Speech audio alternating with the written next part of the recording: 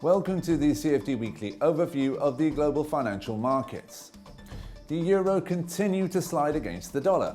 Concerns about slowing eurozone growth continue to weigh on the common European currency as a glut of data from Germany and France was below expectations. The British pound was little changed last week.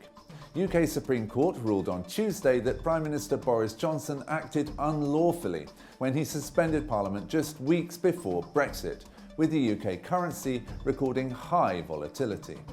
The Japanese yen strengthened as the Bank of Japan decided not to further ease its monetary policy, while global uncertainties additionally helped the yen gain some ground alongside lower US Treasury yields. Overall, the US dollar index was a little higher after the US Federal Reserve cut interest rates by 0.25 percentage point on Wednesday.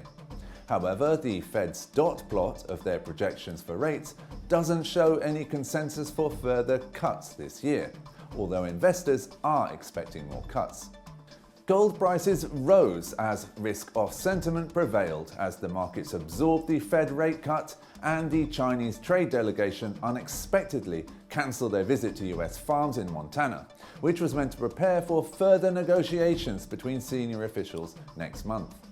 US stock indices were little changed as mixed messages from the Fed boosted concerns among investors that further cuts may not be warranted in the short term.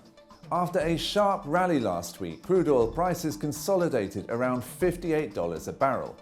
Saudi officials commented that the kingdom had already restored some 75% of output from their damaged main crude processing facility. US sent troops to the Gulf region to strengthen Saudi Arabia's air and missile defenses.